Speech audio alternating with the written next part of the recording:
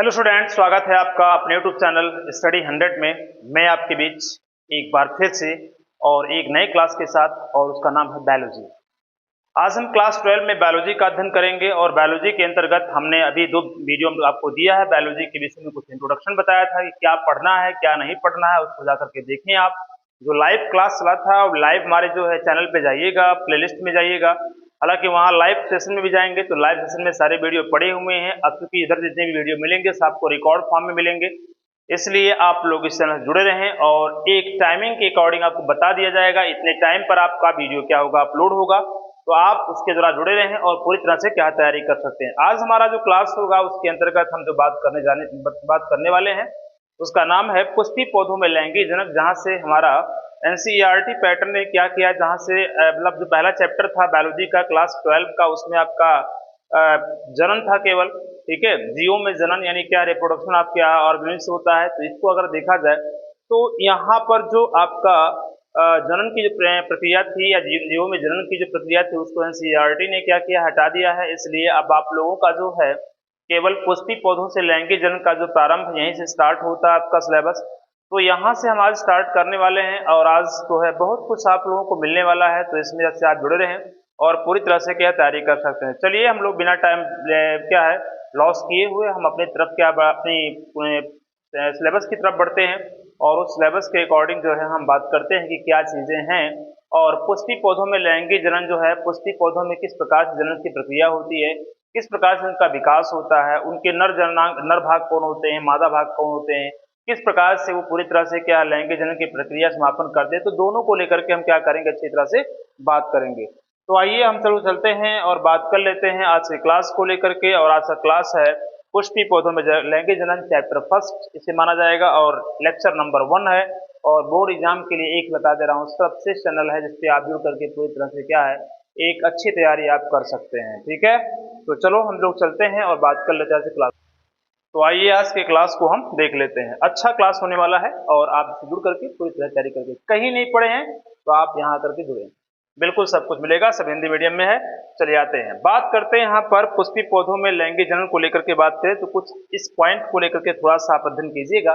लेकिन फिलहाल मैं बता देना चाहता हूँ कि पुष्पी पौधों का जो लैंगिक जनन है, यानी जनन की जो एक प्रक्रिया है, जनन किस प्रकार से होता है, तो उसमें जनन एक नेचर है, जो कि प्रकृति है, क्योंकि ये चीजें एक प्रोसेस है, प्रक्रियाएं हैं। हालांकि आजकल क्या है आर्टिफिशियल जो है रिप्रोडक्शन की बात की भी जाती है, यानी क्या है कृत्रिम जनन को लेकर के बात किया जाता है, जिसके अंतर्गत आप जानते हैं चाहे वो वनस्पतियां हो या फिर क्या है हम जीवों की बात करें, जैसे आप प्राणियों में देखेंगे कृत्रिम गर्भाधान भी होता है। तो ये कहीं ना कहीं जो है जनन की प्रक्रिया आर्टिफिशियल मशीनीकृत भी हो चुकी हैं, इनके द्वारा भी हो रहा है। तो फिलहाल हम जो बात करने वाले हैं जो है एक है भ्रूण विज्ञान होता है। तो भ्रूण विज्ञान क्या है, भ्रूण विज्ञान के अंतर्गत अगर देखा जाए विज्ञान की वह शाखा है, यानी बायोलॉजी की वह शाखा है जो विज्ञान की वह शाखा है, जिसके अंतर्गत हम क्या करते हैं किसी भी प्राणियों में जो है, किसी भी प्राणी में चाहे वनस्पतियां हो या फिर क्या हो जीव हो, उसमें भ्रूण के बनने से यानी भ्रूण के निर्माण से लेकर के उसके विकास तक की प्रक्रिया, यानी क्या विकास का तात्पर्य हुआ भ्रूण जब बनता है, ठीक है, उसके बाद जो है उसका जन्म यानी अंतिम अवस्था होने के बाद जब उसका जन्म होता है, तो भ्रूण के निर्माण से लेकर के उसके जन्म तक की अवस्था को हम क्या कहते हैं, उसको जिस विज्ञान में, जिस हम बुक में या फिर जिस शाखा में, विज्ञान की जिस शाखा में हम क्या करते हैं अध्ययन करते हैं, उसी को हम क्या कहते हैं भ्रूण विज्ञान कहते हैं। और कहीं ना कहीं भ्रूण विज्ञान के अंतर्गत देखा जाए तो अगर हम यहाँ पर तो पुष्पी पौधों में लैंगिक जनन का क्या अध्ययन वहाँ पर करते हैं। और पुष्पी पौधों में लैंगिक जनन की अगर प्रक्रिया की बात करें तो पादप जगत में सबसे अच्छे जो इसमें एक जो पुष्प की बात की गई या पौधों की बात अगर लिया जाए तो पादप जगत में सबसे अच्छी जो एक अध्ययन की बात की जाती है वो है आवृत बीजी पौधा, यानी आवृत बीजी पौधे को ही लेकर के क्या है आजकल हम चर्चा करते हैं। और उसमें सबसे अच्छी बात ये होती है कि आवृत बीजी पौधा या ऐसा पौधा होता है जिसके बीज जो होते हैं फल के क्या होते हैं भीतर होते हैं, या यूं कहा जाए जिसका निर्माण जो होता है उसके बीजांड से होता है, यानी क्या है उसके अंडाशय भाग से होता है। क्योंकि आपको पता ही होना चाहिए कि पुष्प में जो होते हैं, आप फल में बात करें तो फल जो होता है एक होता है अनिषेक जनन होता है और एक होता है निषेक जनन होता है, यानी एक आभासी फल की बात करते हैं और ये क्या है वास्तविक फल को लेकर के बात करते हैं। तो आभासी फल क्या है और वास्तविक फल क्या है, हालांकि उन दोनों को लेकर के हम बात करेंगे। क्योंकि वास्तविक फल की अगर बात करें हम तो जिसका निर्माण जो है फल के अंडाशय के भाग से होता है, यानी उसके जो बीजांड हैं वहां से उसका उसका अगर निर्माण होता है तो उसे हम क्या है वास्तविक फल कहा जाता है। और जिस फल का निर्माण उसके बीजांड से ना होकर के उसके बाहरी भाग से यानी सहायक जो जनन भाग होते हैं जिसमें दलपुंज आता है, बाह्य दलपुंज आता है, जिसका निर्माण इन सब भागों से होता है उसे हम आभासी फल कहते हैं। जैसे सेब है, जैसे अनानास है, जैसे आपका सहतूत है, ये सब जितने फल होते हैं ये टोटल जो है आभासी फल के अंतर्गत आते हैं। जबकि अगर वास्तविक फल की अगर हम बात करें तो जैसे आपका आम है, जितनी भी सब्जियां हैं जिनके बीज हम क्या है दोबारा रोपण अगर जमीन में करते हैं तो वो फिर क्या होते हैं नए पौधों के रूप में क्या उग जाते हैं। तो इन सभी का अगर देखा जाए तो ये एक वास्तविक फल होते हैं और इनका जनन क्या है एक लैंगिक जनन की प्रक्रिया द्वारा क्या होते हैं निर्माण होते हैं। तो हम आगे बढ़े हैं और आज का जो चर्चा है इस पर हम बनाते हैं और एकदम एक अच्छी चर्चा करते हैं और इससे संबंधित सारे क्वेश्चन को आपको भी मैं बताता चलूंगा। और आप एक चीज बताना चाहता हूं कि इस चैनल के माध्यम से पर डे हम आप लोगों को 10 क्वेश्चन दे रहे हैं और इस 10 क्वेश्चन पर बायोलॉजी का हो, फिजिक्स का हो, केमिस्ट्री का हो, सभी क्लासों के जो है हम जो नीट संबंधी जो क्वेश्चन है जो आज पिछले कम्पिटिटिव एग्जाम में कई बार पूछे गए हैं उन सब चीज़ों को आपको इस चैनल के माध्यम से पर डे 10 क्वेश्चन का एक अभ्यास कराया जा रहा है, उसको आप देखें और जा करके उसका क्या करें अध्ययन करें।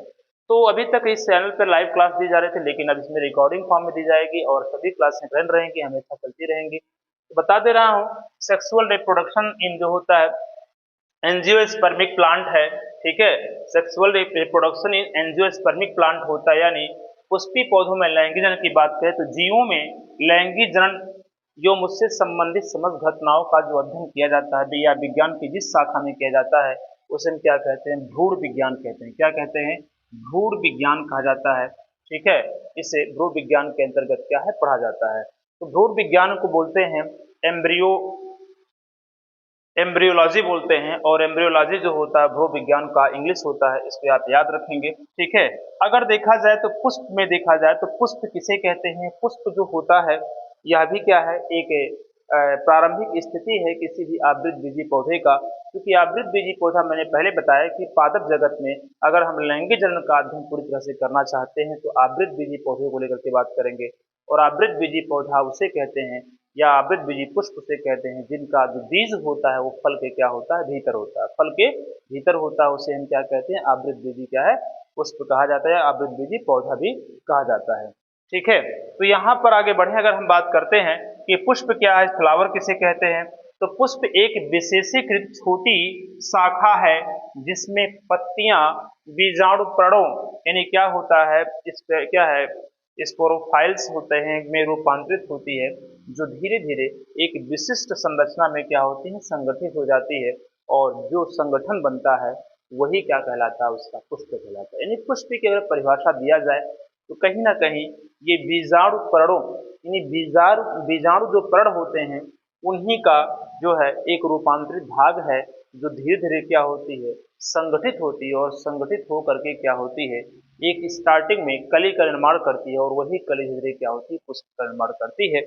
आप जब कभी किसी पौधे को देखते हैं जो पुष्प देता हो उसको आप करीब जाके देखेंगे तो उसकी जो कली सबसे पहले स्टार्ट होती है तो जो एक हरे कलर का उसके ऊपर जो कवर होता है जो स्टार्टिंग होती है उस पार्ट को सबसे पहले क्या कहते हैं बीजाणु पर्ण कहते हैं। उस बीजाणु पर्ण से ही क्या होता है उसका निर्माण होता है, उसका संगठन होता है और वहां से क्या धीरे धीरे क्या है एक विशिष्ट संरचना जब प्राप्त होती है तो उसी को जब कली बाहर निकलती है फिर क्या होती है वो पुष्प के रूप में क्या होती है रूपांतरित हो जाती है। तो ये चीजें होती हैं। हालांकि ये पुष्प की परिभाषा है और पुष्प की देखा जाए पादप जगत में जो लैंगिक जनन की प्रक्रिया है या उसके विकास की बात करें या उसको वैज्ञानिक रूप में देने का जो श्रेय है किसी भारतीय को अगर जाता है तो दिल्ली के विश्वविद्यालय के प्रोफेसर है जिनका नाम है पंचानन जो है माहेश्वरी हैं। यानी पंचानन माहेश्वरी को ही जो है भ्रूण के विकास तथा नए पादप के विकास को वैज्ञानिक दृष्टिकोण से समझाने का या वैज्ञानिक दृष्टिकोण देने का जो श्रेय है इन्हीं को दिया जाता है। तो इतने पॉइंट को आपको क्या करना है याद रखना है जो एक परिचय के रूप में इंट्रोडक्शन के रूप में आपके सामने हमने क्या है रखा है। तो आशा है ये पॉइंट आपको समझ में आया होगा। फिर आगे बढ़ें और हम बात कर लेते हैं आवृतबीजी पुष्प को लेकर के, क्योंकि जब हम लैंगिकरण की प्रक्रिया बात करेंगे तो पादप जगत में मात्र एक ही पुष्प की बात की जाती है, वो है आवृतबीजी पुष्प। ठीक है, एक होता है आवृत होता है, एक अनावृतबीजी होता है। तो फिलहाल हमारे जो सिलेबस में है वो आवृतबीजी पुष्प है और उन्हीं को लेकर के हम क्या करेंगे, बात करेंगे। आवृतबीजी पुष्प में देखा जाए तो क्या क्या होता है, उसमें एक नर भाग होता है और एक क्या होता है, मादा भाग होता है। नर भाग को हम क्या कहते हैं, पुंकेसर कहते हैं, और मादा भाग को हम क्या कहते हैं, स्त्री केसर कहते हैं। ठीक है, इससे आप पूरी तरह से क्या परिचित भी होंगे, क्योंकि पिछले क्लासों में यानी जब क्लास 10th है इसमें आपको कुछ एक इसके जो मुख्य पॉइंट हैं या फैक्ट पॉइंट उसको बताए भी गए होंगे और उससे आप क्या है पूरी तरह से परिचित भी होंगे। तो चलें इसको आप नोट करें, फिर आगे बढ़ें और आगे बढ़ने क्रम में हम बात कर लेते हैं आवृतबीजी पुष्प क्या है, इसकी संरचना क्या होती है, इसके कितने भाग होते हैं, इसके अंग क्या क्या हैं, किस प्रकार से पढ़ना। ठीक है, तो चलो आगे बढ़े हम लोग। हो गया, तो वीडियो को रोक करके आप क्या करें, नोट करते रहिएगा। आगे बढ़ें और आगे बढ़ने क्रम में बात कर लेते हैं आवृतबीजी पुष्प की संरचना। क्या सबको दिख रहा है, कोई दिक्कत तो नहीं होनी चाहिए।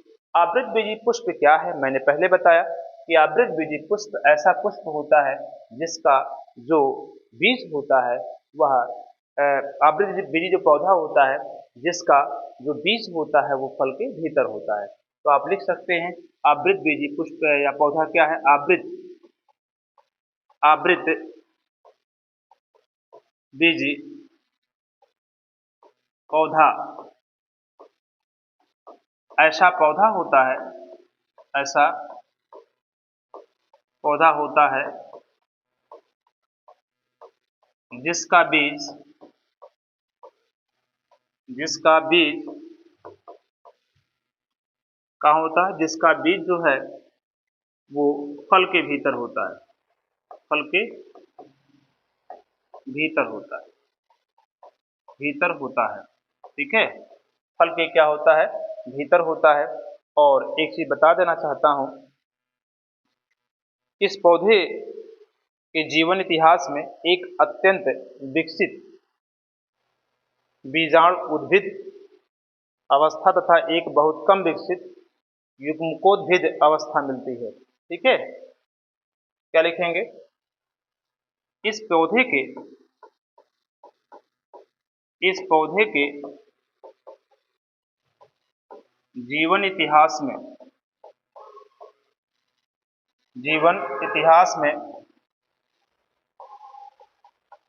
एक विकसित एक क्या होगा, एक विकसित बीजाणु उद्भिद होता है, एक विकसित बीजाणु उद्भिद, विकसित जो होता है बीजाणु उद्भिद होता है। ठीक है, उद्भिद अवस्था तथा एक बहुत कम विकसित बीजाणु उद्भिद अवस्था तथा एक बहुत कम विकसित युग्मकोभिद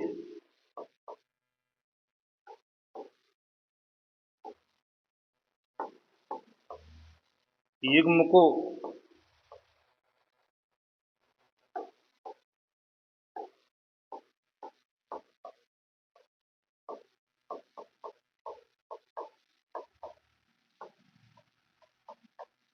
अवस्था होती है।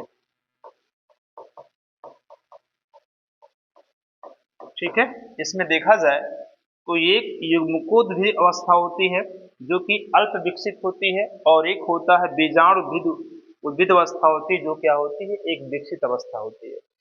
तो अगर पूछा जाता है कि किसी भी आवृतबीजी पौधों में या आवृतबीजी पौधे की जीवन इतिहास में जो है विकसित भाग कौन होता है, तो जो विकसित भाग होता है वो बीजाणु उद्भिद अवस्था होती है, और जो इसका अल्प विकसित जो भाग होता है या कम विकसित जो भाग होता है वो क्या होता है, युग्मकोद्भिद अवस्था होती है। ठीक है, युग्मकोद्भिद अवस्था होती है। तो इस प्रकार से क्या है, इसको आप क्या कर सकते हैं, नोट कर सकते हैं। तो आवृतबीजी पौधा ऐसा पौधा होता है जिसका बीज फलों के क्या होता है, भीतर होता है, या फल के क्या होता है, भीतर होता है। तो इसको आप नोट करें। फिर हम बात कर लेते हैं कि इसके कितने भाग होते हैं, किस प्रकार से जो है पुष्प में कौन कौन सी चीजें होती हैं। ठीक है, आइए। तो यहाँ जो बात होती है इसको हम मिटा देते हैं, इसको मिटा देते हैं हम। तो यहाँ अगर बात होती है तो आगे चले हम बात करें तो किसी भी पुष्प में जो संरचना इसकी देखते हैं, क्या होते हैं, संरचना देखते हैं हम, और आपके सामने इसकी संरचना लगाई दी गई है। तो इसकी अगर संरचना देखें तो आवृत बीजी जो पुष्प होता है इसमें मुख्यतः जो होते हैं, इसके जो मुख्यतः होते हैं, इसके 4 चक्र होते हैं। कितने? 4 चक्र होते हैं। 4 चक्र कह सकते हैं या 4 चरण भी कह सकते हैं। 4 चक्र होते हैं और इसके 2 मुख्यतः भाग होते हैं। 2 मुख्यतः क्या होते हैं? भाग होते हैं। 2 मुख्यतः क्या होंगे? भाग हो जाएंगे। ठीक है, किसी भी आवृत बीजी पुष्प में 4 चक्र होते हैं और 2 भाग होते हैं। 4 चक्र का जो प्रारंभ होता है वो इस सेपल से स्टार्ट होगा, यानी बाह्य दलपुंज से स्टार्ट होता है और फिर ये जयांग तक आते ही समाप्त हो जाता है। कैसे? सुन लो बात को। पहला जो भाग होता है ये होता है, जो दूसरा भाग होता है इसका दलपुंज होता है, तीसरा भाग जो होता है इसका एंथर यानी क्या है, जो पुंकेसर होता है, और इसका जो चौथा और अंतिम भाग जो होता है वो क्या होता है? जयांग होता है। तो इस प्रकार से अगर देखें हम तो इसमें कहीं ना कहीं इसके 4 चक्र और 2 भाग होते हैं। 4 चक्र में तो ये 4 चक्र तो आपको दिखाई दे रहे हैं। बाह्य दलपुंज होता है, दलपुंज होता है, पुंकेसर होता है यानी नर जननांग, और क्या है? मादा जननांग होते हैं। जबकि अगर 2 भाग की बात करें तो जो पहला भाग होता है वो सहायक जनन अंग होते हैं और दूसरा होता है जनन अंग होता है।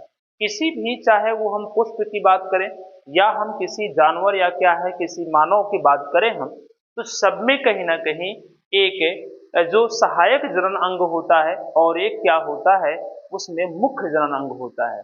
जैसे अगर हम पुरुष में जाएं तो पुरुष में मुख्य जनन अंग के अंतर्गत पेनिस आता है, जबकि सहायक जनन अंग के अंतर्गत जो होता है, सहायक जो जनन अंग के अंतर्गत आता है वो क्या होता है, जैसे प्रोस्टेट ग्लैंड होती है और काउपर्स ग्लैंड होती है। प्रोस्टेट ग्लैंड और काउपर्स ग्लैंड जो है वो हेल्प करती है जनन प्रक्रिया के लिए, जबकि मुख्य रूप से जनन की जो क्रियाएं होती हैं वो उसमें देखा जाए तो पेनिस के साथ साथ स्क्रोटम हो गया, टेस्टिस हो गया, इसका में उसकी जो नलिकाएं होती हैं, फिर जो सेमिनल होता है जहाँ शुक्राशय होता है, ये सब जो होती है मुख्य जनन ग्रंथियां होती हैं।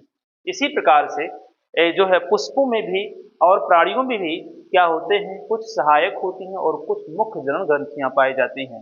तो इसी प्रकार से देखा जाए तो मुख्य जो जनन ग्रंथियां होंगी इसमें नर जननांग और मादा जननांग भाग होगा, जबकि इसमें अगर देखा जाए तो सहायक में देखा जाए तो कौन है? बाह्य दलपुंज होता है और क्या होता है? दलपुंज होता है। ठीक है, तो ये 2 भाग होते हैं और क्या होते हैं? 4 चक्र होते हैं। इन्हीं के विषय में क्या करना, पूरी तरह से हमको अध्ययन करना है। ठीक है, तो मैं बता रहा था कि 4 चक्र और 2 मुख्यतः भाग होते हैं। इतना पॉइंट क्लियर हो गया होगा आप लोगों को कि क्या 4 चक्र। तो चलो हम चारों चक्र का नाम ले लेते हैं। देखो, जो 4 चक्र है इसके 4 चक्र, ठीक है, इसमें पहला जो होता है वो होता है बाह्य दलपुंज होता है। पहला क्या होता है? बाह्य दलपुंज। बाह्य दल पुंज होता है, बाह्य दल पुंज हो जाएगा। ठीक है, जिसे हम क्या कहेंगे? सेपल कहेंगे। दूसरा जो होता है, पहला चक्र हो गया, ये जो दूसरा चक्र हो जाएगा वो हो जाएगा दल पुंज हो जाएगा। दल पुंज हो जाएगा, दल पुंज हो जाएगा, जो कि आपका क्या है? पेटल कहते हैं। तीसरा जो होता है वो होता है नर जननांग होता है। नर जननांग या यूर कह सकते हैं, पुमंग कह सकते हैं। इसका क्या कहेंगे? पुमंग कहेंगे। पुमंग कहेंगे, जैसे हम कहते हैं स्टेमन। और लास्ट का जो है जयांग होता है, जयांग जिसे हम कहते हैं कार्पल कहते हैं, यानी क्या है? स्त्री केसर भी बोला जाता है। ठीक है, तो ये 4 भाग 4 चक्र होते हैं और चारों चक्र में सबका मैं बात बता दे रहा हूं इसमें, ठीक है। यहाँ पर बाह्य दलपुंज हो गया, ठीक है, दलपुंज हो गया, पुमंग हो गया और जयांग हो गया। ये चार चक्र होते हैं इनके विषय में आपको आगे बताऊंगा। फिर देखा जाए तो जो दो मुख्यतः भाग होते हैं, जो दो भाग हैं इसके भाग में क्या है बताओ जरा। पहला होता है क्या, पहला होता है सहायक, सहायक जनन, जनन भाग होता है, सहायक जनन भाग होता है, जिसमें क्या क्या आता है, बाह्य दलपुंज आएगा और दलपुंज आएगा। और जो लास्ट का भाग है वो है मुख्य जनन भाग, मुख्य जनन भाग होता है, जिसमें आपका आता है क्या, पुंकेसर नर जननांग आता है और क्या होता है मादा जननांग। इसमें क्या होंगे, दो पार्ट आएंगे, जिसमें क्या होगा बाह्य दल पुंज हो जाएगा, बाह्य दल पुंज हो जाएगा और लास्ट का हो जाएगा दल पुंज हो जाएगा। क्या होगा, दल पुंज हो जाएगा, दल पुंज हो जाएगा, ठीक है। और यहाँ अगर देखें तो इसमें जो भाग होगा वो होगा एक पुंकेसर होगा यानी पुमंग होगा, पुमंग हो जाएगा और लास्ट का होगा जयांग हो जाएगा। क्या होगा, जयांग हो जाएगा। तो मुख्य जनन भाग और सहायक जनन भाग ये दोनों जो होते हैं एक पुष्प में पाए जाते हैं। तो अगर देखा जाए तो एक पुष्प यानी आवृत बीजी जो पुष्प होते हैं, जिनके बीज फल के भीतर होते हैं, उनके उनमें चार चक्र और दो भाग होते हैं, जिसको लेकर के हमने चर्चा किया, ठीक है। तो इतना आपको नोट करना है, बस केवल इतना के विषय में आपको जानकारी रखना है। फिर इसके बाद में हम आगे बढ़ेंगे, ठीक है। हो गया, कंप्लीट हुआ, इसको आप नोट कर लें।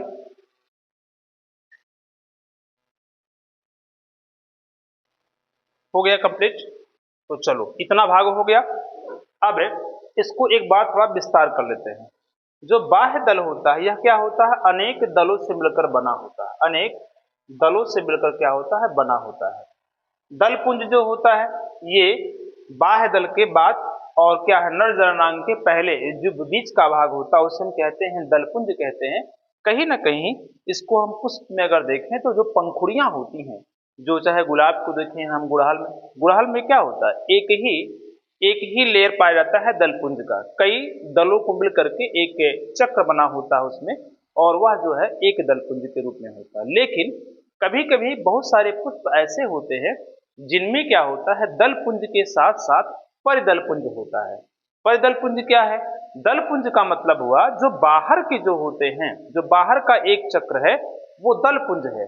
लेकिन जैसे वो क्या होता है, अंदर की तरफ बढ़ते जाते हैं तो पंखुड़ियों की जो स्थिति होती है, पंखुड़ियों का जो आकार होता है वो छोटा होता जाता है, और वह जो होता है जैसे जैसे नर जननांग की तरफ बढ़ता है, जैसे जैसे पुंकेसर की तरफ बढ़ता है या नर जननांग की तरफ बढ़ता है, उस दलपुंज की जो स्थिति होती है छोटी होती जाती है, और उसे हम कहते हैं परिदल पुंज कहते हैं, ठीक है।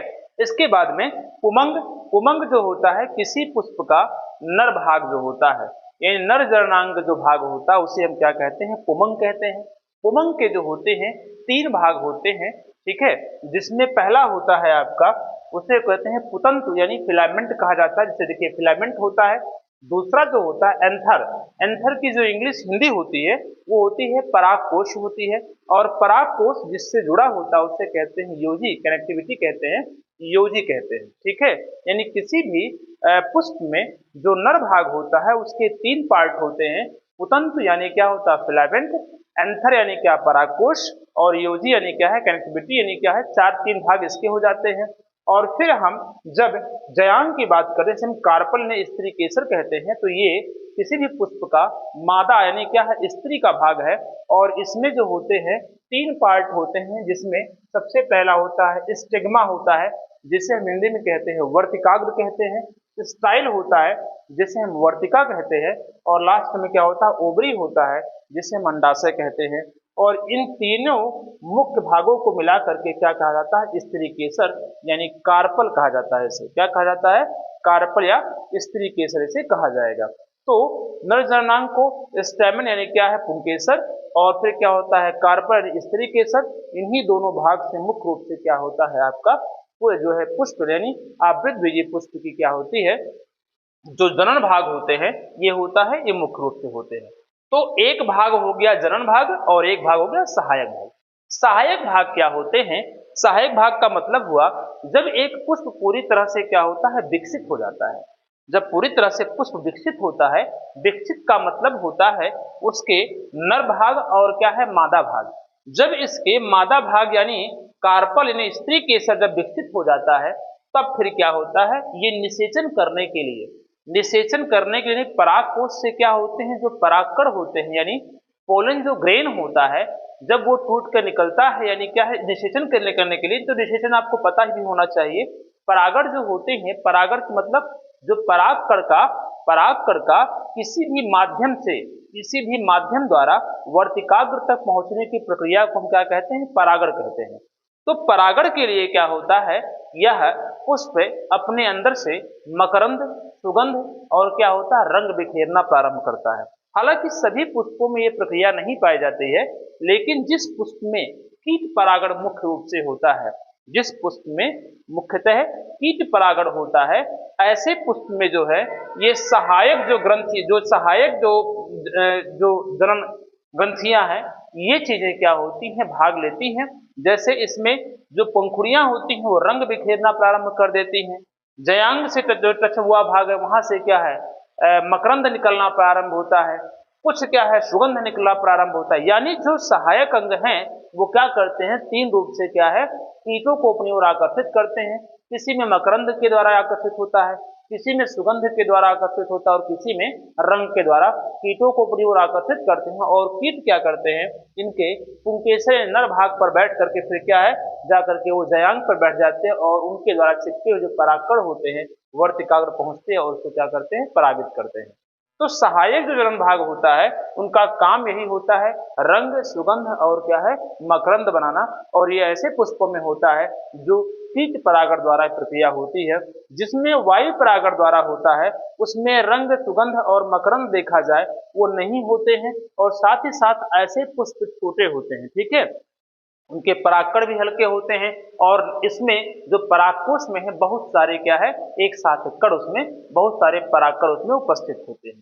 तो आशा है इस चीज को आपको समझ में आया होगा। तो इतना आप क्या करें, नोट करें, फिर आगे हम थोड़ा सा पॉइंट और इस पर चर्चा करेंगे। तो ये ठीक है, आगे बढ़े। आगे बढ़ने क्रम में बात करें हम, तो यहाँ होता है पुष्प के विभिन्न भाग होता है। पुष्प के विभिन्न भाग क्या है, डिफरेंट पार्ट ऑफ क्या होता है, फ्लावर होता है। तो पुष्प के विभिन्न भाग कौन कौन से हैं, ठीक है, इनको भी लेकर के हम क्या कर देते हैं, बात कर लेते हैं। तो पुष्प के विभिन्न भाग में जो पहला भाग आपका आता है वो आता है पुष्प पर्णवृंत आता है। क्या आता है बताओ, पहला आता जो वो आता है पुष्प पर्णवृंत आता है। पुष्प पर्णवृंत आता है, पुष्प पर्णवृंत आता है, जिसे हम क्या कहते हैं, पुष्प का डंठल कहते हैं। क्या कहते हैं, पुष्प का डंठल कहेंगे, पुष्प पर्णवृंत। जब आप देखेंगे कोई पुष्प अगर है तो उसको एक डंठल से क्या होता है, जुड़ा होता है। तो जो डंठल लगा होता है, क्योंकि हालांकि सब में ये डंठल नहीं पाए जाते हैं, कुछ पुष्प ऐसे होते हैं जो बिल्कुल उस पत्ते से जुड़े होते हैं, उसमें कोई डंठल नहीं होते हैं। कुछ पुष्प में होते हैं, जैसे गुड़हल के पुष्प ले लिया जाए, ठीक है, उसमें डंठल टाइप होते हैं। बहुत सारे ऐसे पुष्प आपको मिलेंगे। जबकि आप देखेंगे जो है कनेर का पुष्प होता है, जैसे आप देखें सदाबहार का पुष्प देखेंगे आप, इन सब में देखा जाए तो कोई डंठल नहीं पाया जाता है। गुलाब के पुष्प में देखिए डंठल पाए जाते हैं। तो ऐसे होते हैं कुछ पुष्प में क्या होता है, पुष्प पर्णवृंत होते हैं। तो पहला जो पॉइंट होता है उसे कहते हैं पुष्प पर्णवृंत कहा जाता है। इसे हम कहते हैं पेडिकल कहा जाता है। क्या कहा जाता है, पेडिकल कहा जाता है, ठीक है, पेडिकल कहा जाता है। दूसरा जो आपका होता है पुष्प पर्णवृंत, यानी बाहर से अंदर की ओर आते हैं, बाहर से अंदर की ओर आ रहे हैं। दूसरा है पुष्पासन। क्या है बताओ, पुष्पासन होगा, पुष्पासन हो जाएगा, पुष्पासन हो जाएगा। जो पुष्प का आसन, पुष्प का आसन यानी पुष्प का जहां से कली जो जहां से हम देखेंगे बाह्य दलपुंज स्टार्ट होता है, उसका जो निचला भाग होता है थोड़ा फूला हुआ होता है, उभरा हुआ होता है, उससे हम क्या कहते हैं, पुष्पासन कहेंगे। क्या कहेंगे, पुष्पासन कहेंगे, जिसे हम इंग्लिश में कहते हैं थैलमस कहते हैं। क्या कहेंगे, थैलमस कहेंगे। क्या कहेंगे, थैलमस कहा जाता है, जिसे हम पुष्पासन की बात कहते हैं। तीसरा जो पॉइंट आता है, अब पुष्पासन के बाद क्या आएगा, जो हरा वाला भाग होता है एक चक्रीय आकार का होता है, उसे हम कहते हैं बाह्य दलपुंज कहेंगे। क्या कहेंगे बताओ, बाह्य दलपुंज कहेंगे, बाह्य दलपुंज कहा जाता है, बाह्य दलपुंज। पुंज कहा जाता है, ठीक है, जो कि आपका जो है पुष्पासन के जस्ट भाग होता है, इसे हम कैलेक्स बोला जाता है या सिपल बोलते हैं, इसे हम क्या बोलते हैं, सिपल बोलेंगे, ठीक है। ये कई जो है जो चक्री होती है, हर एक लड़का होता है जहां से पुष्प स्टार्ट होता है, पहला जो हर एक लड़का होता है जो कली को ढके रहता है वो बाह्य दल पुंज, चौथा जो हो जाएगा फिर क्या होगा, दल पुंज हो जाएगा। क्या होता है बताइए, फिर आता है दल पुंज आता है। हम दल पुंज की बात कर ले तो क्या होगा, दल पुंज हो जाएगा, दल पुंज हो जाएगा, ठीक है। दल पुंज के बाद जो होता है, एक मैंने बताया कि सभी पुष्पों में ये चीज नहीं पाया जाता, दल पुंज के बाद किसी किसी पुष्प में तुरंत नर जननांग की भाग जाता है, फिर मादा कहा जाता है। लेकिन कुछ पुष्पों में क्या है, दलपुंज के बाद जो होता है परिदलपुंज होता है। क्या होता है, परिदलपुंज होता है। अब परिदलपुंज की बात करें अगर हम तो क्या है देख सकते हैं आप लोग, परिदलपुंज के बाद जो होता है पुमंग होता है, यानी यहाँ लिखेंगे परिदलपुंज, परिदल पुंज कहते हैं। और फिर क्या 6वें नंबर पर क्या आता है, पुमंग आता है, पुमंग आता है। और लास्ट में जो आता है 7वां नंबर क्या होता है, जयांग होता है। क्या होता है, जयांग होता है, ठीक है। तो बारी बारी से देखा जाए तो सभी चीजों को हम क्या करेंगे, अध्ययन करेंगे, ठीक है। यहाँ देखा जाए तो जो आपका दल पुंज है इसे हम पेटल कहते हैं। परिदल पुंज को इंग्लिश में कहा जाता है इपिक्लेक्स कहा जाता है।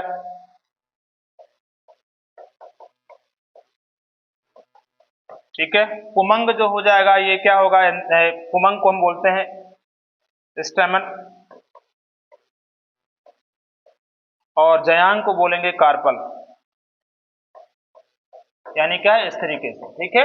इस प्रकार से देखें तो पुष्प के जो होते हैं विभिन्न भाग होते हैं, पुष्प के क्या होते हैं, विभिन्न भाग होते हैं। तो इनको पहले आप क्या करें, नोट कर लें, फिर हम सभी के विषय में थोड़ा सा बताने का प्रयास करते हैं, ठीक है। इसको नोट कर लें।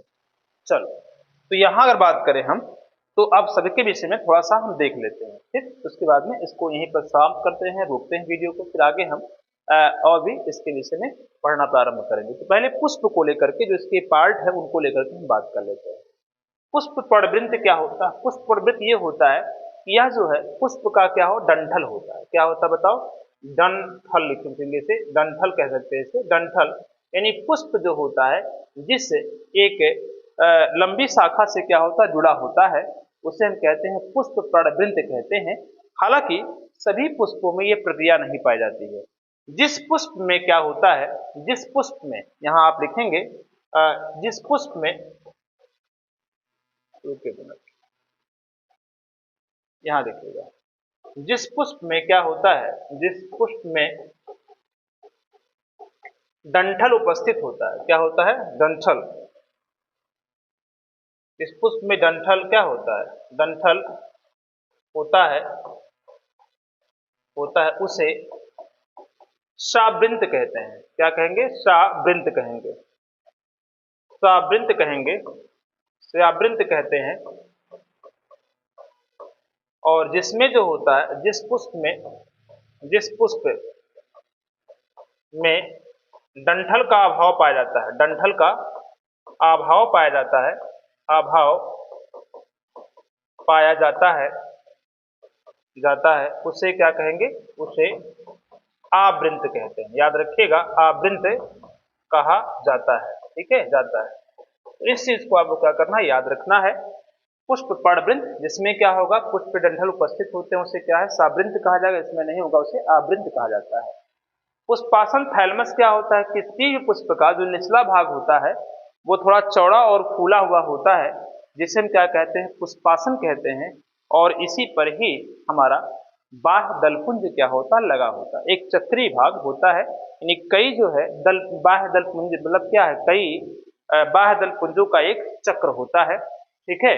और बाह्य दलपुंज किसे कहते हैं, पुष्पासन से जस्ट ऊपर क्या होता है, एक चक्र रूप क्या है, चक्री टाइप बनी होती है, जिसे हम क्या कहते हैं, बाह्य दलपुंज कहा जाता है। क्या कहते हैं, बाह्य दलपुंज कहते हैं। तो जो बाह्य दलपुंज होता है यह पुष्पासन एवं पुष्पांगों का सबसे बाहरी और परिधि की ओर का चक्र है। इसमें जो होती है कई इकाई होती है और कई इकाइयों के साथ मिल करके क्या होता है, ये बना होता है। आप किसी भी पुष्प को देखेंगे तो आपका जब पुष्प खिलने से पहले बाहर का जो पार्ट होता है जो पहले कली को हरे कलर से ढकी रहती है, उससे कई देखिए इकाइयों से मिलकर के बनी होती है, ये चीजें होती हैं। फिर उसके बाद में दलपुंज आते हैं। बाह्य दलपुंज के बाद यानी क्या है, बाह्य दलपुंज के भीतरी भाग तथा नर जननांग के पहले की जो पंखुड़ियां होती हैं, कई दलों के मिलकर के बनी होती हैं, जिसे हम क्या कहते हैं, दलपुंज कहते हैं। और यही जो होती हैं रंग क्या है, बिखेरने का कार्य करती हैं। रंग बिखेरने का कार्य कौन करती है, यही दलपुंज करती हैं, जिसमें कीट परागण की संभावना होती है। ठीक है, इसके बाद में परिदलपुंज होता है, यानी जो दलपुंज के भीतरी भाग और नर जननांग के पहले। हमने पहले बताया कि परिदलपुंज जो होता है सभी पुष्पों में नहीं पाया जाता है। जैसे गुड़हल में केवल दलपुंज पाया जाएगा, लेकिन हम गुलाब की तरफ जाएं तो उसमें परिदलपुंज की बात करेंगे। गेंदे में देखा जाए तो परिदलपुंज की बात करेंगे। जबकि अगर हम कनेर की बात करें, जिसे हम कंडेल कहते हैं, तो कनेर की पुष्प में देखा जाए तो ओनली वो दलपुंज वहां पर होता है। तो ऐसे बहुत सारे पुष्प मिलेंगे, सदाबहार देखेंगे, चमेली देखेंगे। तो इसमें इस प्रकार से देखा जाए, जिसमें बाहर का केवल एक ही चक्र आपको दिखाई देता है, वह दलपुंज होता है। लेकिन जैसे से अंदर की तरफ अगर आते हैं तो उसमें अगर और भी कई लेयर पंखुड़ियों के निकले हुए हैं, बने हुए हैं, तो उसे क्या कहेंगे, हम परिदलपुंज कहेंगे। और परिदलपुंज जो होता है, दलपुंज और पुमंग, दलपुंज और पुमंग यानी नर जननांग के बीच का क्या होता है, भाग होता है। जबकि हम पुमंग की बात करें तो पुमंग क्या होता है, दलपुंज और जयांग के बीच का जो भाग होता है उसे हम क्या कहते हैं, पुमंग कहते हैं। और पुमंग को ही किसी पुष्प का नर भाग कहा जाता है। पुमंग को क्या कहते हैं, किसी पुष्प का नर भाग होता है। और इस पुमंग के जो होते हैं वो तीन भाग होते हैं। क्या होते हैं, इस पुमंग के क्या होते हैं, तीन भाग होते हैं। पहला होता है, वैसे मुख्यतः आपकी किताबों में जो है दो ही दिया गया है, लेकिन वैसे देखा जाए तीन भाग होता है। पहला होता है पुतंतु होता है। क्या होता है, पुतंतु होता है। पुतंतु होता है जिसे हम कहते हैं फिलामेंट कहते हैं। इस फिलामेंट पर क्या होता है, सभी जो पुंकेसर यानी जो होता है, जो परागकोश होता है, वो फिलामेंट के कारण ही उसका आधार बनाया रहता है, जिससे वो ऊपर की ओर क्या होता है, उठा रहता है। ऐसे होता है ना, किसी पुष्प में जो कोई इस प्रकार से जो ये लंबा सा होता है, जो फिलामेंट कहते हैं, और इस पर जो होता है, जो पुंकेसर होता है, इसी फिलामेंट के आधारित लिप्टिका पर क्या होता है, पूरी तरह से वो उठा होता है, ऊपर की तरफ उठा होता है, गिरता नहीं है। तो ये फिलामेंट हो गया। दूसरा होता है परागकोश होता है। क्या होता है बताओ, परागकोश होता है। और परागकोश को हम क्या कहते हैं, एंथर कहते हैं। क्या कहते हैं, एंथर कहते हैं, जिसमें 4 चैम्बर होते हैं। और उसी चैम्बर को ही हम क्या कहते हैं, लघु बीजाणुधानी कहा जाता है। क्या कहते हैं, लघु बीजाणुधानी कहते हैं। और उसके अंदर जो होती है मात्र कोशिकाएं होती हैं। प्रत्येक मात्र कोशिका से 4 परागकण क्या होते हैं, निकलते हैं। ठीक है, इसके बाद में लास्ट का पॉइंट अगर बात करें हम, तो होता है उसे यूजी कहते हैं। यूजी का मतलब होता है जो एंथर होता है वो जिस भाग से आपस में जुड़ा होता है। जब फटता है तो वही एजू टूट जाता है, लेकिन जब जिस भाग से जुड़ा होता है वही क्या होता है, उसका कनेक्टिविटी कहा जाता है, उसे यूजी कहते हैं। तो मुख्यतः देखा जाए तो दो ही दिखाई देता है, लेकिन वैसे 3 पार्ट होते हैं किसी भी जो है पुमंग के। इसी प्रकार से तो ये इनका जो भाग हुआ, और इसके विषय में हम अलग से क्या है, आप लोगों को पुमंग को अलग से पढ़ाया जाएगा और जयांग को भी अलग से पढ़ाया जाएगा। जयांग को हम क्या कहते हैं, कार्पल कहते हैं। क्या कहते हैं, कार्पल कहते हैं। और इसके भी क्या होते हैं, 3 भाग होते हैं, जिसमें सबसे ऊपरी भाग जो हम ऊपर से नीचे की ओर आ रहे हैं, ऊपरी भाग को हम कहते हैं वर्तिकाग्र कहते हैं। क्या कहते हैं, वर्तिकाग्र कहा जाएगा। वर्तिकाग्र का मतलब वर्तिका का ऊपरी भाग होता है, जहां पर पहली बार जो होता है निषेचन होता है। आपको बता देना चाहता हूं कि किसी पुष्प में जो होता है दोहरा निषेचन होता है और त्रिसंलयन होता है। दोहरा निषेचन होता है, क्या होता है, त्रिसंलयन होता है। तो यहाँ पर वर्तिकाग्र देखा जाए तो किसी पुष्प का क्या होता है, अग्रभाग होता है। इसके बाद में इसमें वर्तिकाग्र के बाद जो है आता है अगला पॉइंट, वर्तिकाग्र के बाद क्या आता है, वर्तिका आएगा, वर्तिका आएगा, और लास्ट कहा जाता है अंडाशय आता है। क्या होता है बताओ, अंडाशय आता है। तो इनको हम जयांग को अलग से लेकर के क्या करेंगे, आपको उसको समझाएंगे। तो ये पुष्प के विभिन्न भाग थे। आवृत बीजी पुष्प आपके विषय में इतना पॉइंट हम बता दिए। आगे बात करें तो आगे हम आप लोगों को क्या चर्चा करेंगे, लघु बीजाणुधानी किस प्रकार से होता है, कैसे इसकी क्या प्रक्रिया कंप्लीट होती है, इनको लेकर के हम नेक्स्ट वीडियो में चर्चा करेंगे। तो आज के लिए इतना ही। और वीडियो कैसा लगा है आप लोग जरूर इसको क्या करें, लाइक करें, सच में जो है, और लोगों तक पहुंचाने का प्रयास करें। ठीक है, अब आज के बाद जो भी क्लासें होंगी सब रिकॉर्डेड फॉर्म में जाएंगे, लाइव सेशन चलेगा नहीं। तो आप लोग बिल्कुल इसे जुड़ करके जब भी आपका वीडियो होता है, मतलब जब भी टाइम होता है, मतलब एक निश्चित टाइम लेकर के आपके पास इस वीडियो को रन किया जाएगा। ठीक है, तो हम चलते हैं। और अगर वीडियो समझ आ रहा है तो लाइक करें, सब्सक्राइब करें और मैक्सिमम लोगों तक पहुंचाने का प्रयास करें। धन्यवाद।